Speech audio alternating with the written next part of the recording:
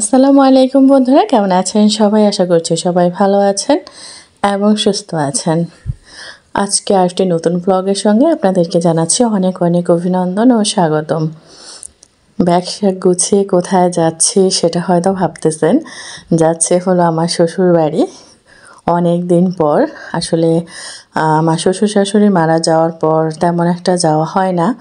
তেমন একটা বলতে মানে যাওয়া হয়ই না বলতে গেলে। প্রায় 2.5 বছর 3 বছর হয়ে গেছে। তো আমার এখনও যাওয়ার মানে কোনো প্ল্যানিং ছিল না, বাট হঠাৎ করে আমার ননদ অসুস্থ হয়ে পড়েছে, ওর অপারেশন করাতে হবে। আর সেজন্যই আমাদের তাড়াহুড়া করে যাওয়া। আর আমাদের বেশিরভাগই যখনই যাওয়া হয় হুটহাট করে যাওয়া হয়, ওরকমভাবে গুছিয়ে প্ল্যান করে কখনোই যাওয়া হয় না।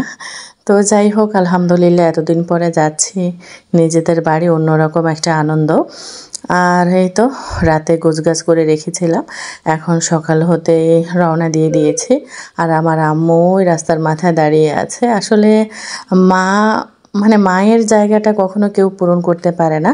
সেটা আপনার যত আপনজনই হোক না কেন, সেটা স্বামী হোক, সন্তান হোক, নিজের মা নিজের বাবার মতন আপন আর কেউ হয় না এই দুনিয়াতে।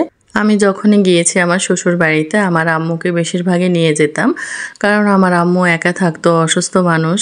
তো তাকে রেখে গেলে ভয় লাগতো কখন কি হয়ে যায়, সেজন্য সবসময় নিয়ে যেতাম। বাট এবার নেইনি, কারণ আমার ভাইয়ের বউ রয়েছে, আর আমার ভাইয়ের বউ একটু অসুস্থ।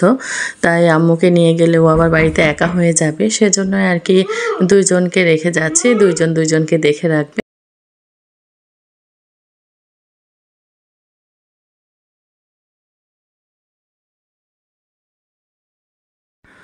দেখতে দেখতে আমরা প্রায় অনেকটা পথ পার করে চলে এসেছি। এটা মনে হয় ফরিদপুরের কোথাও হবে আর কি রেস্টুরেন্টটা। আমি জানি না শিওর এটা কোন জায়গা, মানে পদ্মা সেতু পার হওয়ার পর আর কি বাসটা থেমেছে এখানে 20 মিনিটের জন্য। তো এত পরিমাণ গরম ছিল ওই দিন, মানে দেখতেই পাচ্ছেন আমাদের চেহারা ছবি সব কালো হয়ে গেছে, মানে এত পরিমাণ গরম পড়তেছিল। তার মধ্যে বাসের যে জার্নি, ধুলাবালি সবই তো এসে নাক মুখ চোখে লাগে। তো এই অবস্থা আর কি, চেহারা ছবি সব কালো হয়ে গেছে, মানে দেখে মনে হচ্ছে যেন আমরা কোন দরিয়া ভাঙা থেকে উঠে এসেছি, মানে এমন অবস্থা। যাই হোক, একটু আনন্দ পেতে হলে একটু কষ্ট করতে হয়। তো নিজের বাড়িতে আসবো, সেটাই একটা অন্যরকম আনন্দ, সেটার জন্য এতটুকু কষ্ট সহ্য করাই যায়। আর আমরা এখন চলে এসেছি আমাদের বাড়ির খুব কাছাকাছি, এখান থেকে আর খুব একটা দূরে না। আপনাদের ভাইয়া এখান থেকে আম নিচ্ছে বাড়ির জন্য। তো এখানে 2-3 রকমের আম ছিল, আপনাদের ভাইয়া রূপালি আম আর এটা ল্যাংড়া নাকি কি আম জানি না, আমি আবার আমটাম খুব একটা চিনি না। রূপালি আমটা আবার একটু চিনি, মানে ওটা আমার ফেভারিট আম, তো তাই ওটা দেখলে আমি চিনতে পারি যে ওটা রূপালি আম। বাট অন্যান্য আমের প্রতি আমার কোনো আইডিয়া নেই, মানে যেহেতু আগ্রহ নেই খাওয়ার, তাই ওগুলোর নাম জানা বা চেনার প্রতিও তেমন একটা আগ্রহ নেই। আর এই আমটা আপনাদের ভাইয়া কেটে দিল, আমাদেরকে বলল খেয়ে দেখো মিষ্টি কিনা। তো এই তো আমার বাবা খাচ্ছে, বলল মিষ্টি আছে। আর ও এক পিস খেয়েছে দেখে আমি আর আমার আমটা খেলাম না, ভাবলাম যে ওর পিসটা খেলে ওকে এটা আবার দিব।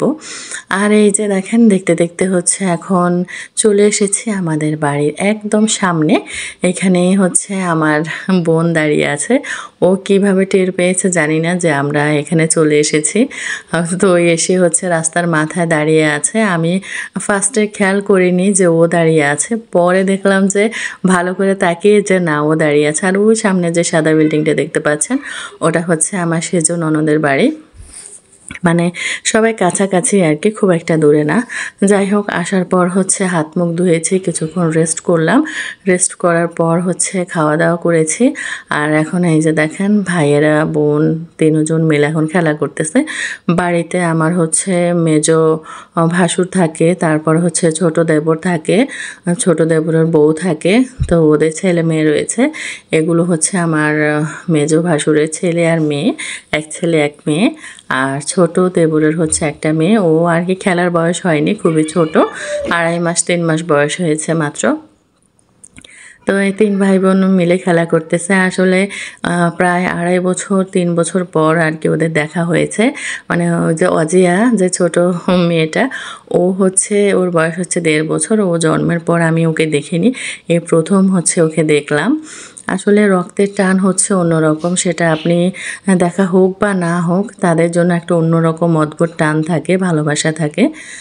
তো আজকের ভ্লগটি এখানে শেষ করব। সবাই ভালো থাকবেন, সুস্থ থাকবেন। আল্লাহ হাফেজ।